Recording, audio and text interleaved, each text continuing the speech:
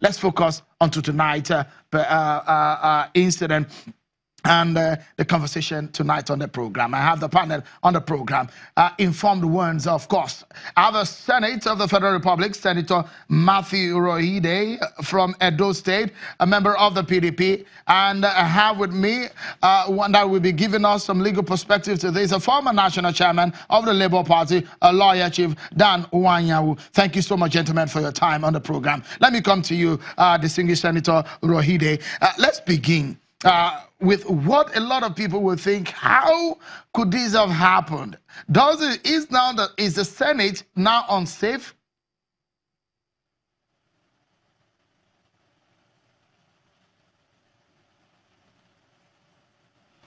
Thank you very much. Senator Urhoghide, the question is that if you look at the manner in which I've been to the National Assembly and the Senate chambers before, and I'm wondering that is the Senate security that porous?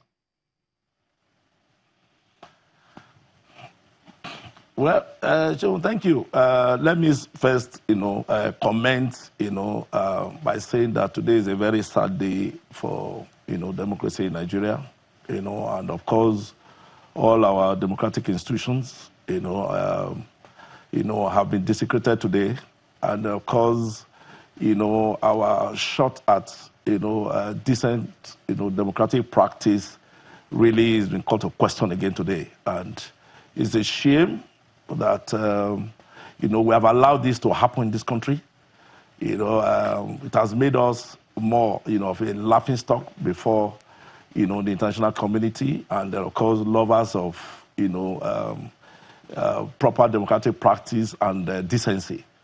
It's unfortunate that, the Senate or the National Assembly as it is, the security that is provided certainly is the security that is provided by our security agencies in this country, majorly by the police, and then, of course, the Department of State Security.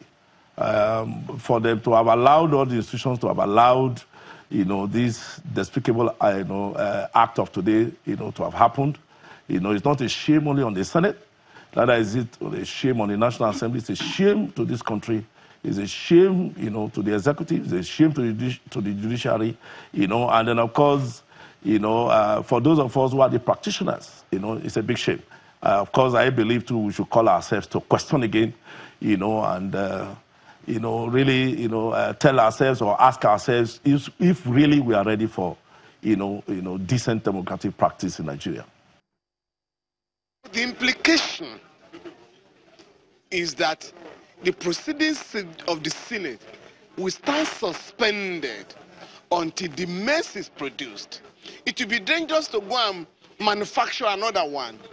They must get to the root of this criminality and find the one that has been stolen.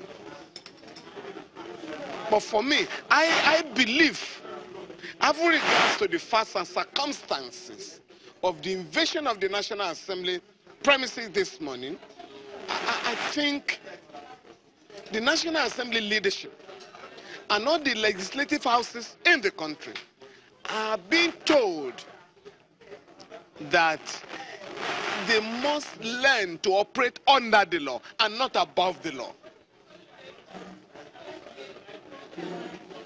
I handled the case of Honorable Dino Melaya and others when they were removed from the National Assembly in 2011.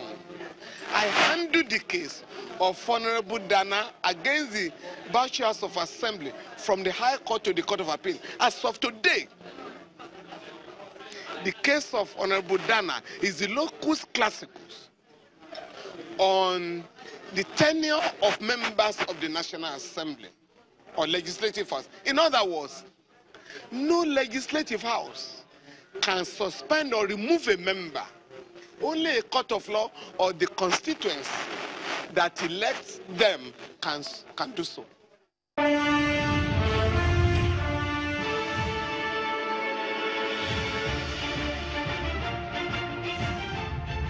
Welcome back, everyone. The Mace in the Senate today is missing. Suspended Senator Ovie Urhoghide is alleged to have let the people who stole it into the chambers.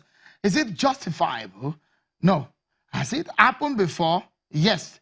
In 2000, late Chuba Okadigbo, the president of the 4th Senate, snatched the mace and reportedly took it to his house in an attempt to stall his impeachment. Well, that is history. I'm just trying to remind you, if you were here at a time, or you heard it, or you have read it in a history book. Let me go back to my panel in Abuja.